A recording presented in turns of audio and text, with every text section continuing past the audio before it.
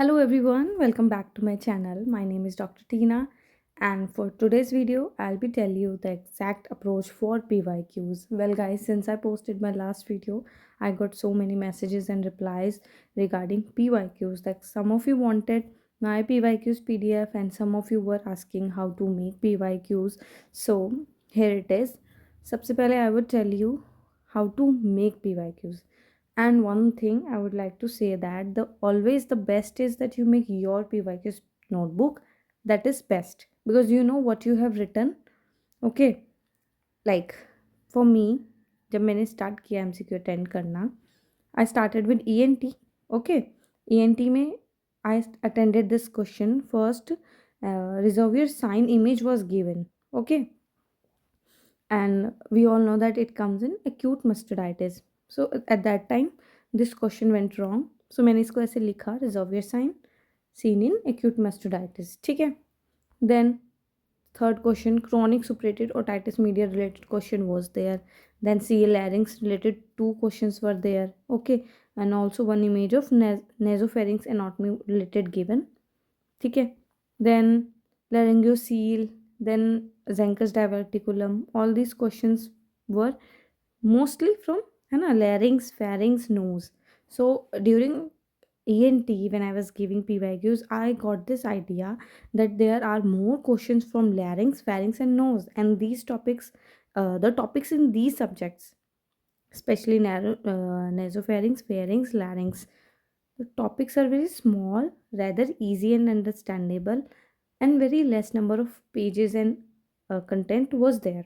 है ना. अगर हम ENT के कंपैरिजन में देखें, ईयर में बहुत ज़्यादा डिटेल में और ज़्यादा कंटेंट था, एंड नोज फेरिंग्स लैरिंग्स बहुत कम पेजेस में था, थोड़ा ही कंटेंट था एंड रैदर ईजी और इंटरेस्टिंग था. ठीक है. इमेजेस वाला था, डिसीजेस थी छोटी छोटी, साइंस था, इजीली समझने वाला था.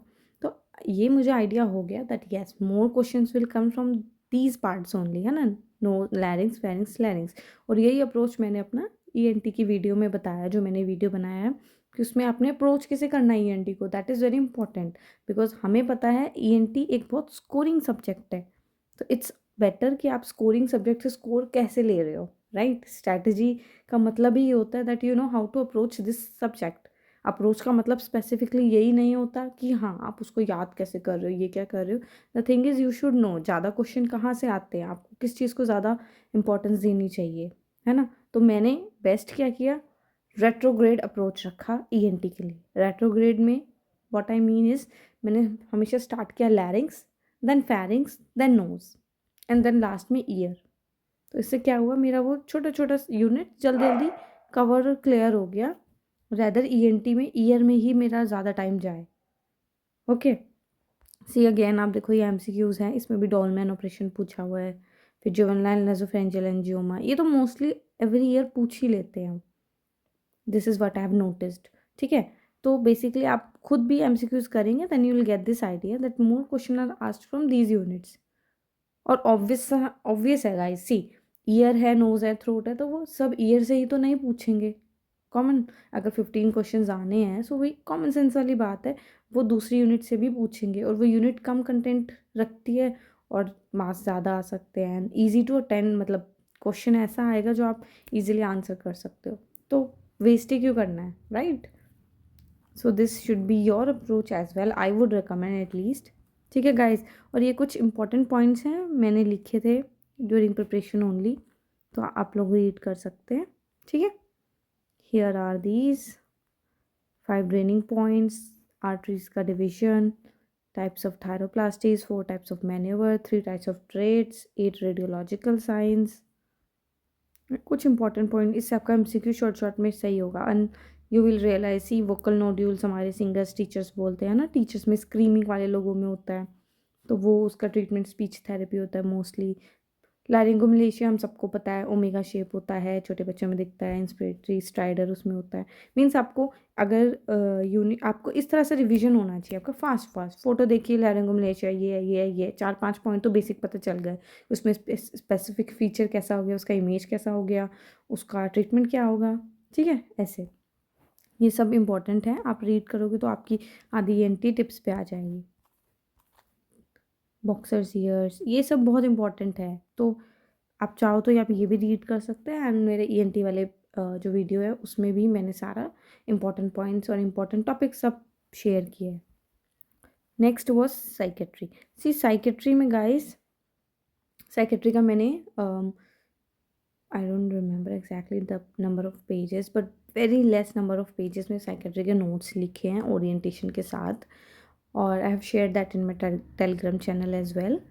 So learn those video, learn the all the pages of psychiatry, and then what you can do is you can read these PYQs or you can make your PYQs. ठीक है, जैसे classification of bipolar disease was asked. ठीक है, these are PYQs all the here, so you just read all these.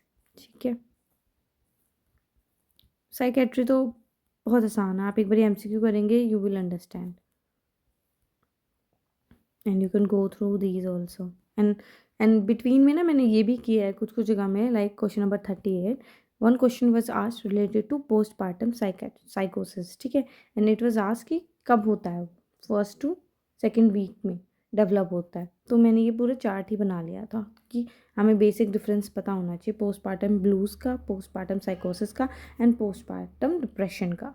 तो तीनों का meaning क्या है, वो कब क्या होता है, and what is the treatment. So ये ऐसे एक छोटा सा चार्ट था. ऑप्थेल्मोलॉजी, ऑप्थेल्मोलॉजी के लिए भी मैं बोलूँगी it is also scoring subject, image based आता है एंड रेदर इजी सब्जेक्ट. ठीक है, आपने क्या करना है, अटेंड करना, क्वेश्चन शुरू करना है. PYQs तो ऑप्थेल्म के जितने भी हैं ना उनको लर्न कर लेना है. लर्न करने से बेसिक मीनिंग क्या है आपका, कि आपको कैसे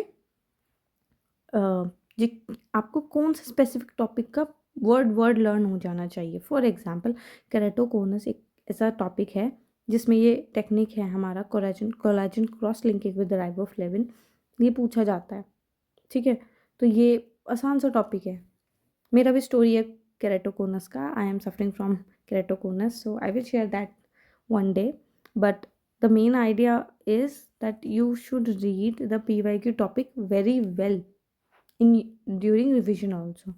ठीक है, corneal ulcer. See, if one question regarding corneal ulcer is asked, for example fungal keratitis, then you must know that they might ask bacterial keratitis also, acanthoamoeba ulcer also, and viral keratitis. तो ये chart तो आपका tips पे होना चाहिए, because this is a hot topic है ना, कि किस टाइप का अल्सर स्पेसिफिक अल्सर्स में दिखता है, and what is the causative agent, and what is the treatment of the specific type of ulcer. Okay, then this optic disc related diseases you must know. Okay, and write your PYQs similarly and read these PYQs again and again like one liners. Okay, these all are PYQs attended. For example here congenital ectopic lenses है ना, कि superior temporal में क्या होता है, inferior temporal में कौन सा आता है. आपको रट्टा बजा होना चाहिए कुछ चीज़ों का, तो कि बोलते ही आपको फटाक फटाक से याद आना चाहिए, हाँ ये. ठीक है, so it is then paediatrics. Paediatrics में आई वुड से कि वाइल रिवाइजिंग नोट्स मेरा डिफरेंट टाइप का अप्रोच था, बट जब मैंने MCQs करे मेरा कम्प्लीटली आइडिया चेंज हो गया था कि अच्छा ऐसा भी क्वेश्चन आ सकता है, ऐसा भी पूछा जाता है. सो इट्स बेटर पीडियाट्रिक्स के लिए मैं रिकमेंड करूँगी कि पहले PYQs करो, फिर पीडियाट्रिक को समझो कि कैसे पढ़ना है. ठीक है, लाइक ये जो डिसीज़ का चार्ट है, number first disease, second disease, third disease, ये मेरे एग्ज़ाम में भी आया था. ये PYQ में फर्स्ट डिसीज़ पूछ रखा था. So I made this chart उसी टाइम पे, and during my exam I guess fourth या फिफ्थ डिसीज़ पूछा था क्वेश्चन में. सो मुझे तो 1 to 6 टिप्स पे याद था, तो फट से मैंने आंसर किया था. सो बेसिकली जब आप पढ़ेंगे तो यू नेवर नो आप क्या पढ़ रहे हो और वो कब पेपर में आ जाए. सो इट्स बेटर प्रिपेयर्ड रहो हमेशा, बिकॉज प्रिपरेशन कभी वेस्ट नहीं जाएगी. ठीक है, नेक्स्ट डर्मा में मैं बोलूँगी derma is also very scoring guys. Okay, छोड़ना तो कोई सब्जेक्ट है ही नहीं, मैंने अपनी प्रीवियस वीडियोज़ में भी बताया है. तो डर्मा के लिए आपने क्या करना है, ऑल द इमेजेस आपके टिप्स पे होने चाहिए फर्स्ट ऑफ ऑल. और बेसिकली डर्मा आसान है यार, डर्मा में तो 5 नंबर है तो हमेशा लेके चलो, 3 तो तुम्हारे आएंगे ही, 5 भी आएंगे बट हमेशा थोड़ा कॉन्फिडेंस, अंडर कॉन्फिडेंस रहना ही बेटर रहता है। 3 भी लेके चलो तो 3 तो दे ही रहा है, एक सब्जेक्ट छोटा सा ही 2 मिनट में, तो उसको कैसे छोड़ सकते हैं। इमेज पता होनी चाहिए, ठीक है, और छोटे से नोट्स हैं, फटाफट रीड करो, इमेजेस देखो, पीवाईक्यूज देखो और तुम्हें पता चल जाएगा ये दैट्स इट। इतना मुझे इसके लिए कुछ बोलने की भी ज़रूरत नहीं है, I am sure. Okay, ortho, I hate this subject, but क्या करना है इसके लिए आसान, if you also don't like it. इसमें ना मेनली इसके कैंसर्स हैं, तुम्हें उसका इमेज और उसका कुछ एक दो इम्पॉर्टेंट पॉइंट पता होना चाहिए। टाइप ऑफ फ्रैक्चर्स का वो नाम पता होना चाहिए अलग अलग, ठीक है। और जितनी भी ऑर्थो में इमेजेस है ना वो तो रट जाओ, क्योंकि इसमें से ना 5 नंबर का ही है ये मोस्टली। 5 में से भी 3 दे दोगे तुम, ले लोगे एक अगर नंबर तो भी बहुत है ना। ऐसे लेके चलो 5-5 नंबर के जो 4 सब्जेक्ट है, 4 सब्जेक्ट मान लो चलो, तो वो 20 नंबर के सब्जेक्ट में से तुम 3 भी ले लो तो भी बहुत है। 5 आ जाए तो well and good, but let's consider least, ठीक है। तो ऐसे करो, इनमें भी रट्टा ही है और कुछ नहीं है। और ये तो मैंने अपनी जो मेरा, आई वुड से गाइस, जो मैंने स्ट्रैटेजी बताई है ना वो बहुत अमेजिंग स्ट्रैटेजी है। उसको जो कर लेगा ना उसका फ़ायदा है। थोड़ा ऐसा लगता है कि थोड़ा टिपिकल हो रहा है, बट मेरा स्ट्रैटेजी ऐसा ही होता है कि जब आप कर रहे हो तो आप मर जाओ, कर जाओ, पर कर जाओ। सो अगर आप कर सकते हो फॉलो उसको तो बस लग जाओ और हो जाएगा एग्ज़ाम पास, ठीक है। बायोकेमिस्ट्री के क्वेश्चंस मुश्किल भी हैं, आसान भी हैं, थोड़ा समझने की ज़रूरत है। तो पीवाईक्यूज़ अटेंड करो बस। The best for biochemistry is PYQs only. कोई नोट्स, कोई ज़्यादा कुछ रट्टा बजाने में टाइम वेस्ट होगा और एनर्जी भी। तो जो नोट्स हैं अपने एक बारी पढ़ लो, 2 बारी पढ़ लो, पीवाईक्यूज़ करो, ठीक है। सर्जरी बहुत स्कोरिंग सब्जेक्ट है, ऐसा लगता है बहुत मुश्किल है, ये वो नहीं, ऐसा नहीं है। सारे क्वेश्चन मुश्किल नहीं आएंगे, कुछ तो आएंगे फॉर श्योर, पर कुछ ऐसे आएंगे जो इमेज देखी नेक्स्ट, इमेज देखा नेक्स्ट, इतना आसान होगा। तुम्हारा थॉट प्रोसेस पे है कि तुम कैसे सब्जेक्ट को ले रहे हो। ये मेरे पीवाईक्यूज़ हैं जो गलत हुए थे, तो मैंने लिखे थे कि मुझे रटना है। एंड सर्जरी के लिए भी मैं बताऊंगी गाइस, बहुत लोग हैं जो सिस्टमिक सर्जरी में ही इतना घूम जाते हैं कि उन्हें लगता है बहुत मुश्किल सब्जेक्ट है, क्या पूछ लेंगे, कौन सी स्कोरिंग पूछ लेंगे।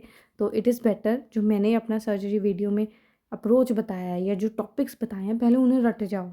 वो ऐसे मिसलेनियस टॉपिक्स है ना जो 100% पूछते हैं, मतलब प्रोबेबिलिटी काफ़ी हाई है उनके आपके एग्ज़ाम में आने की, तो इट्स बेटर आप उनको पढ़ लो अच्छे से, ठीक है। और फिर अपना सिस्टमिक सर्जरी में जितना घुसना है घुसते जाओ डीप में। बट बोलते हैं ना कि कर्सिव राइटिंग लिखने के लिए भी आपको पहले बेसिक राइटिंग या बेसिक अल्फ़ाबेट तो लिखना आना चाहिए ना। अगर आपका वो तैयार है तब आप उस लेवल पे जा सकते हो। तो पहले अपना मिसलेनियस, बेसिक, साइड्स का ये सब पढ़ लो जो आपको नंबर देंगे, फिर डिटेल वाले में घुसते रहो, नॉट अ प्रॉब्लम, है ना।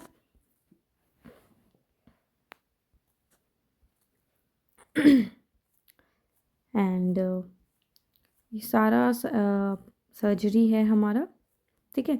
आप लोग को मैं वीडियो सेंड कर दूँगी इफ़ यू वांटेड, तो आप रीड कर सकते हैं। देन माइक्रोबायोलॉजी, माइक्रो गाइस बहुत बकवास सब्जेक्ट लगता है लोगों को, बट मैंने बेस्ट क्या किया माइक्रोबायोलॉजी के अपने टाइम पे, और मुझे ना हर बार बताने में बहुत खुशी और अच्छी सी फीलिंग आती है कि येस मैंने इतना स्मार्ट डिसीजन लिया। सी माइक्रो मैंने तो पढ़ा ही नहीं था टाइम से, ऑलराइट। मैंने हमारा लास्ट 5 मंथ्स था, उस टाइम पे ही मैंने वीडियो पढ़ा, पढ़ा इन सेंस नोट्स बनाए, हैंड रिटन नोट्स, ठीक है, फटाफट फटाफट। और मैंने जो अपना अप्रोच वीडियो में शेयर किया है ना अपनी लास्ट वीडियो में, मैंने वही किया था। मैंने एक बारी पढ़ लिया डीप में, रीड कर लिया मतलब अपने नोट्स को, फिर मैंने नहीं सोचा इसको एक बार पढ़ने बैठने का। मेरा अप्रोच होता था रोज़ इसको, बस मेरे कितने पेजेस थे, बहुत कम नंबर ऑफ पेजेस थे, तो मुझे होता था मैं बस रोज़ रीड कर दूँ उसको। तो मैं तो आधा आधा उनको रोज़ थोड़ा थोड़ा रीड कर लेती थी, शाम का आधा घंटा बीच में ऐसे करके, या मॉर्निंग में रोज़ आधा घंटा ऐसे। फिर लास्ट के जब 15-20 डेज़ आए थे तब मैं रोज़ माइक्रो को शाम को 1.5 घंटा रिवीजन रीडिंग में देती थी, रीडिंग, ठीक है। तो ऐसा था ड्यूरिंग रिवीजन मैंने एक वो बना, आप मेरा अगर नोट्स देखोगे तो उसमें मोटिलिटीज़ हैं डिफरेंट टाइप्स की, कि किस में कौन सी मोटिलिटी आती है। तो मैं उसको ऐसे रीड करती थी रट्टा वाले फॉर्म में। तो क्वेश्चन में आया था मोटिलिटी के रिगार्डिंग, लिस्टीरिया की मोटिलिटी पूछी थी, तो ऐसे वो मोटिलिटी स्पेसिफिक वर्ड बोला बट एकदम से मेरे मुंह में आंसर आया लिस्टीरिया, और मैंने एकदम से क्लिक किया नेक्स्ट। तो उस मोमेंट ही मुझे रियलाइज़ हुआ, वाओ कितना इजी हो गया। अगर मैंने 1 मिनट और थॉट दिया होता तो मैं थोड़ा कंफ्यूज हो जाती कि ये तो नहीं था, वो तो नहीं था, था तो ऐसा ही कुछ, एक्सेट्रा एक्सेट्रा। बट मैंने जो इतना अच्छा रट्टा बजाया था कि वो उस वर्ड के संग ऑटोमेटिकली निकला लिस्टीरिया। रीड करते क्वेश्चन भी मैंने कंप्लीट रीड नहीं किया था, ठीक है, वो इतने से रीडिंग में ही वो निकल गया एकदम से। तो वो चीज़ मैं सबको रिकमेंड करती हूँ कि अब जब हमें पता ही है ये है रट्टा सब्जेक्ट, तो क्यों अपना दिमाग वेस्ट करना है। मारो रट्टा अच्छे से, फट से आंसर निकलना चाहिए और नेक्स्ट। ठीक है, तो ये सारा माइक्रोबायोलॉजी है। एंड देन पैथो, फिर पैथो के लिए भी मैं यही बोलती हूँ। मतलब जो मेरा स्ट्रैटेजी है ना गाइस रट्टा सब्जेक्ट्स का, उसको तो जो फॉलो कर लेगा वो ये नहीं कहेगा लास्ट मोमेंट पे कि मैंने ये नहीं पढ़ा, मेरा ये सब्जेक्ट नहीं हुआ, मैंने इसको टच नहीं किया है सब्जेक्ट को बिल्कुल भी। तो स्ट्रैटेजी का मतलब ही ये होता है कि आपका अप्रोच किस तरह से है। तो always focus on your strategy, ठीक है। एनजाइटी, स्ट्रेस, ओवर कॉन्फिडेंस सब कुछ इन 6 मंथ्स के पीरियड में आएगा, but what's in your hand is strategy. तुम चल कितना स्ट्रैटेजिकली रहे हो, ठीक है। तो ऐसे छोटे छोटे चार्ट्स बनाओ अपने, याद करो, सब हो जाएगा, बस करते जाओ। और रेडियोलॉजी तो बहुत अच्छा और इम्पॉर्टेंट सब्जेक्ट है। इतना प्यारा सा इमेज आएगी ना, फटाक से डिसाइड करना होगा। तो रेडियो को अच्छे से पढ़ो। And all the best for your exam, guys. And if you like this video, like it, share it with your friends, those who need it. I'm sure ये एक PYQ वीडियो से ज़्यादा मोटिवेशनल वीडियो लग रहा है मुझे, but who cares. All right, so all the best. And if you have any queries still, just ask me, I will happy to help. And if you like it, share it with your friends, give me a thumbs up and subscribe to my channel. Thank you very much.